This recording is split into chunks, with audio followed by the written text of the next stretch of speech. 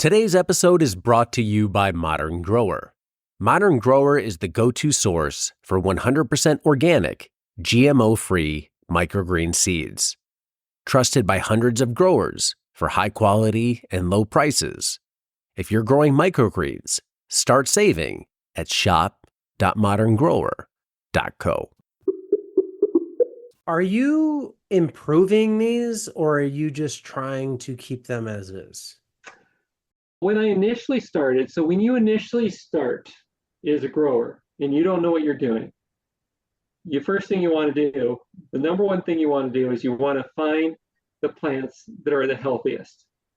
And if you're going to start anywhere, start with that.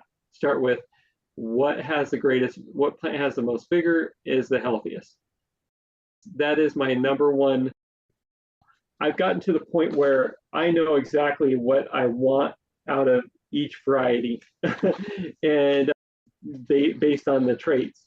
And so then I basically figure out what the priority is.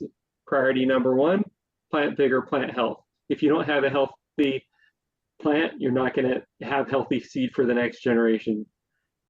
And then the second is generally for me, for fruit, it actually is not color or taste. It's actually, okay, this is given that I know the variety is not bitter. If the variety has some bitter qualities to it, then bitterness takes precedent over all these. But let's say the variety is not bitter, then texture comes next, and then other things like whether it's compact or whether it's viney, whether it's sprawling, what color and shape, whether it's cylindrical, round, long, whatever it may be. But starting out, you want to just start with keep your seed health, keep your plants healthy, keep your seed healthy.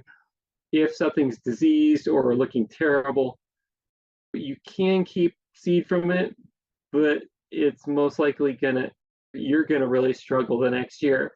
So you just want that healthy seed from year to year. And then the more you get to know the plants, the more you can say, hey, you know what?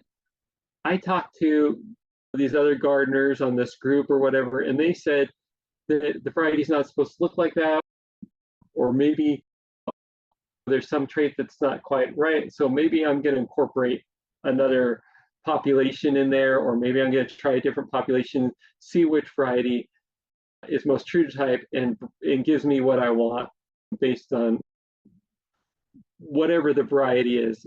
I personally try to go by what a variety historically is and follow that and make sure that the variety is high quality and true to type.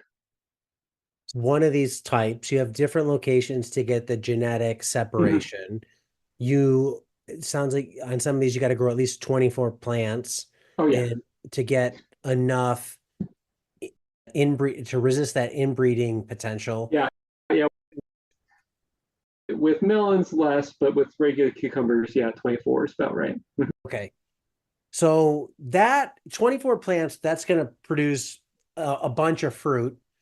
Are you then going through, let's just say it's 24, are you looking at the plant that exhibits the traits that you want and pulling from that? Or do you actually need, at the scale you're at, 24 plants worth of seed? So there's two ways you can grow, right? Like you need to plant enough plants to get the genetics straightened out, but you also need enough plants to produce all the seed you need. So you have two factors there. Which one is more the driver here, given the scale you're at? The first thing I do is I sort by what varieties need the most work. If varieties need a ton of work, and I have a lot of varieties that I need to grow that year, I save the ones that require the most work till later. And then once those come up, once I can start growing those varieties, I place the ones that need the most work towards closest to me. So the ones around my house, within the closest proximity, those are the ones I'm going to babysit the most.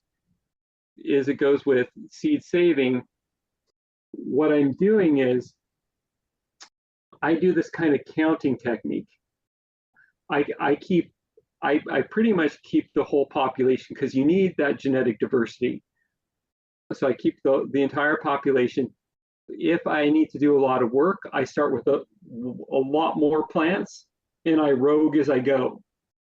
Let's say the plants get to their start to flower, or they get to be, let's say, 6 inches in size.